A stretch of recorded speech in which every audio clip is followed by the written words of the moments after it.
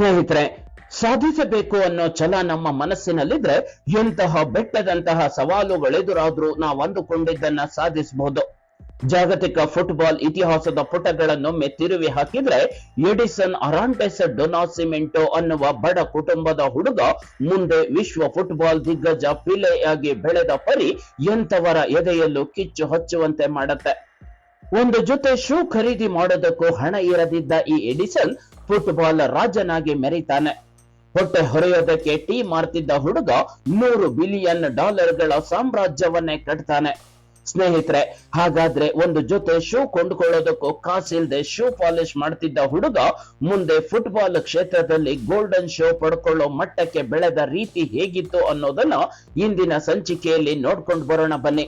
ಅದಕ್ಕೂ ಮೊದಲು ನೀವಿನ್ನು ನಮ್ಮ ಯೂಟ್ಯೂಬ್ ಚಾನೆಲ್ಗೆ ಸಬ್ಸ್ಕ್ರೈಬ್ ಆಗದಿದ್ರೆ ಈ ಕೂಡಲೇ ಸಬ್ಸ್ಕ್ರೈಬ್ ಮಾಡಿ. ಹೊಸ ವಿಷಯಗಳ ನೋಟಿಫಿಕೇಶನ್ಗಾಗಿ ಬೆಲ್ ಬಟನ್ ಕ್ಲಿಕ್ ಮಾಡಿ. ಗೆಳೆಯರೆ, ಜಗತ್ತಿನ ಫುಟ್ಬಾಲ್ ಇತಿಹಾಸವನ್ನ ನೋಡಿದಾಗ ಶ್ರೇಷ್ಠ ಆಟಗಾರರ ಸಾಲಿನಲ್ಲಿ ಮೊದಲ ಪಂಕ್ತಿಯಲ್ಲಿ ಕಾಣೋದು ಬ್ರೆಜಿಲ್ ಫುಟ್ಬಾಲ್ ದಿಗ್ಗಜ ಎಡಿಸನ್ ಅರಾಂಟೆಸ್ ಡೊ ನಾಸಿಮೆಂಟೊ ಅಲಿಯಾಸ್ ಫಿಲೆ ಅನ್ನೋ ಹೆಸರು. 1940 ಅಕ್ಟೋಬರ್ 23ರಂದು ಬ್ರೆಜಿಲ್ನ ಮಿನಾಸ್ ಜೆರೈಸ್ ಪ್ರಾಂತ್ಯದ ತ್ರೆಸ್ ಕೊರಾಸೋಯ್ಸ್ ಎಂಬ ಊರಿನಲ್ಲಿ ಫಿಲೆ ಜನಿಸಿದ್ರು. ಮೊದಲೇ ಬಡ ಕುಟುಂಬ, ಜೀವನ ಸಾಗಿಸೋದಕ್ಕೂ ಹಣಕ್ಕಾಗಿ ಪರದಾಡಬೇಕಿತ್ತು. ಹಣ ಇಲ್ದಿದ್ರೇನೋ ಆ ಬಾಲಕನಲ್ಲಿ ಆಗಸದೆತ್ತರದ ಕನಸಿತ್ತು. ಕನಸನ್ನ ಬೆನ್ನತ್ತುವ ಛಲ ಆತನಲ್ಲಿತ್ತು. ಬಾಲ್ಯದಿಂದಲೇ ಅವನಿಗೆ ಫುಟ್ಬಾಲ್ ಅಂದ್ರೆ ಪಂಚ ಪ್ರಾಣ. ಆದ್ರೆ ಬಾಲು ಕೊಂಡ್ಕೊಳ್ಳೋದಕ್ಕೂ ಕಾಸಿಲ್ಲದ ಪರಿಸ್ಥಿತಿ.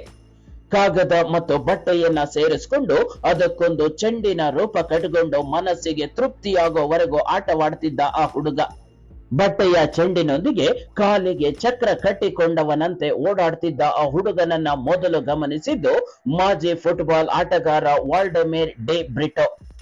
ಈ ಬ್ರಿಟೋ ಆ ಬಾಲಕನ ಕಾಲಿನಲ್ಲಿ ಚಿರತೆಯ ವೇಗವನ್ನ, ಎದುರಾಳಿ ಆಟಗಾರರಿಗೆ ಮಣ್ಣು ಮುಕ್ಕಿಸೋ ಚತುರತೆಯನ್ನ ಗುರುತಿಸ್ತಾರೆ. ಕೂಡಲೇ ಫಿಲೆ ಎಂಬ ಕೇವಲ 15 ವರ್ಷ ವಯಸ್ಸಿನ ಹುಡುಗನನ್ನ ಸ್ಯಾಂಟೋಸ್ ಫುಟ್ಬಾಲ್ ಕ್ಲಬ್ ತಂಡಕ್ಕೆ ಸೇರಿಸ್ತಾರೆ.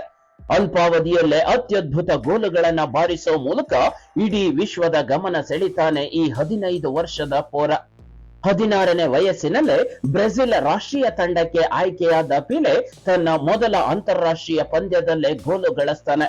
ಆ ಮೂಲಕ ಕೇವಲ 17ನೇ ವಯಸ್ಸಿಗೆ 1958ರ ಸ್ವೀಡನ್ ಫಿಫಾ ವರ್ಲ್ಡ್ ಕಪ್ ಟೂರ್ನಿಗೆ ಆಯ್ಕೆಯಾದ್ರು. ತಾನಾಡಿದ ಮೊದಲ ಫಿಫಾ ವರ್ಲ್ಡ್ ಕಪ್ ನಲ್ಲಿ ಸೆಮಿಫೈನಲ್ ನಲ್ಲಿ ಹ್ಯಾಟ್ರಿಕ್ ಗೋಲುಗಳನ್ನ ಗಳಿಸ್ತಾರೆ ಹಾಗೂ ಫೈನಲ್ ನಲ್ಲಿ 2 ಗೋಲುಗಳನ್ನ ಗಳಿಸಿ ಬ್ರೆಜಿಲ್ಗೆ ಮೊದಲ ಫಿಫಾ ವರ್ಲ್ಡ್ ಕಪ್ ಗೆಲುವಿನ ಉಡುಗೊರೆ ನೀಡ್ತಾರೆ ಈ ಪಿಲೆ. ಇದರೊಂದಿಗೆ ವರ್ಲ್ಡ್ ಕಪ್ ಫುಟ್ಬಾಲ್ ನಲ್ಲಿ ಪಿಲೆ ಯುಗಾರಂಭವಾಗುತ್ತೆ.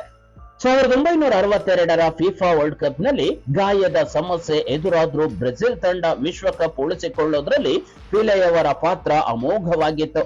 1970ರ ಫಿಫಾ ವರ್ಲ್ಡ್ ಕಪ್ ನಲ್ಲಿ ಫಿಲೆ ತಮ್ಮ ವೃತ್ತಿ ಜೀವನದ ಅತ್ಯುತ್ತಮ ಪ್ರದರ್ಶನ ನೀಡಿದ್ರು. 1970ರ ಮೆಕ್ಸಿಕೋ ಫಿಫಾ ವರ್ಲ್ಡ್ ಕಪ್ ನಲ್ಲಿ ಬ್ರೆಜಿಲ್ ಶತಮಾನದ ಶ್ರೇಷ್ಠ ತಂಡವಾಗಿ ಹೊರಹೊಮ್ಮಿದಾಗ ಆ ತಂಡದ ನಾಯಕನಾಗಿ ತಂಡಕ್ಕೆ ಹೆಗಲು ಕೊಟ್ಟು ನಡೆಸಿದ್ದು ಇದೇ ಫಿಲೆ ಎಂಬ ಅಸಾಧಾರಣ ಫುಟ್ಬಾಲ್ ಪ್ಲೇಯರ್. ಈ ಮೂಲಕ 3 ಫಿಫಾ ವರ್ಲ್ಡ್ ಕಪ್ ಗಳನ್ನ ಗೆದ್ದ ಏಕೈಕ ಆಟಗಾರ ಎಂಬ ಅಪರೂಪದ ದಾಖಲೆಗೆ ಫಿಲೆ ಪಾತ್ರರಾಗಿದ್ದಾರೆ.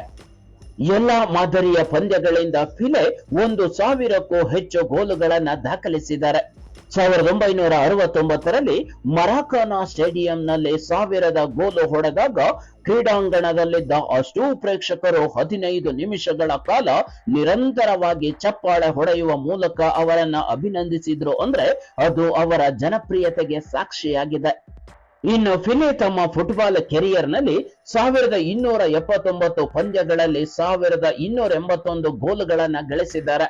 ಫಿಲೆಯವರನ್ನ the king poles of the world ಎಂಬುದಾಗಿ ಕರೆಯಲಾಗ್ತಿತ್ತು.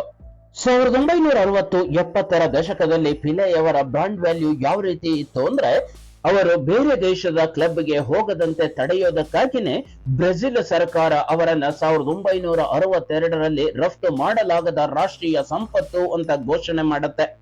1969ರಲ್ಲಿ ನೈಜೀರಿಯಾ ಮತ್ತು ಬಿಯಾಫ್ರಾ ನಡುವೆ ಯುದ್ಧ ನಡೀತಿದ್ದಾಗ ಫಿಲೆಯವರ ಆಟವನ್ನ ನೋಡೋದಕ್ಕಾಗಿನೇ 48 ಗಂಟೆಗಳ ಕದನ ವಿರಾಮವೇ ಘೋಷಣೆಯಾಗುತ್ತೆ ಅಂದ್ರೆ ಅದು ಆ ಹೆಸರಿಗಿದ್ದ ಪ್ರಪಂಚದ ಜನಮನ್ನಣೆಯನ್ನ ತೋರಿಸುತ್ತೆ. ಪಿಲೆ ಕೇವಲ ಒಬ್ಬ ಫುಟ್ಬಾಲ್ ಪ್ಲೇಯರ್ ಮಾತ್ರ ಆಗಿರಲಿಲ್ಲ. ಆತ ಒಬ್ಬ ಸಂಗೀತ ಸಂಯೋಜಕ, ಸಿನಿಮಾ ನಟ, ಒಬ್ಬ ಲೇಖಕ ಹಾಗೂ ಪರಿಸರ ಪ್ರೇಮಿಯಾಗಿದ್ರು. Success is no accident, it is hard work, perseverance, learning, studying, sacrifice and most of all love of what you are doing ಅಂತ ಪಿಲೆ ಸದಾ ಹೇಳ್ತಿದ್ರು. ಇದು ಗೆಳೆಯರೆ, ಜನಾಂಗೀಯ ತಾರತಮ್ಯದಂತಹ ಶುದ್ಧ ಅಮಾನವೀಯ ಪದ್ಧತಿ ಅಸ್ತಿತ್ವದಲ್ಲಿದ್ದ ಆ ಸಮಯದಲ್ಲೂ ಕಪ್ಪು ವರ್ಣೀಯನೊಬ್ಬ ಜಗತ್ತಿನ ಹೀರೋ ಆಗಬಹುದು ಅನ್ನೋದನ್ನ ತೋರಿಸಿಕೊಟ್ಟ ಪಿಲೆ ಅನ್ನುವ ಸಾರ್ವಕಾಲಿಕ ಫುಟ್ಬಾಲ್ ಆಟಗಾರನೊಬ್ಬನ ಸಾಧನೆಯ ಬಗ್ಗೆ ಒಂದಷ್ಟು ಮಾಹಿತಿ. ಮುಂದಿನ ಸಂಚಿಕೆಯಲ್ಲಿ ಇಂತಹ ಇನ್ನಷ್ಟು ವಿಷಯಗಳೊಂದಿಗೆ ಭೇಟಿಯಾಗೋಣ. ಈ ವಿಡಿಯೋ ನಿಮಗೆ ಇಷ್ಟವಾಗಿದ್ರೆ ಲೈಕ್ ಮಾಡಿ, ಶೇರ್ ಮಾಡಿ. ಈ ವಿಡಿಯೋದ ಬಗ್ಗೆ ನಿಮ್ಮ ಅನಿಸಿಕೆಗಳನ್ನ ಕಮೆಂಟ್ಸ್ ಮೂಲಕ ತಿಳಿಸಿ. ಧನ್ಯವಾದಗಳು.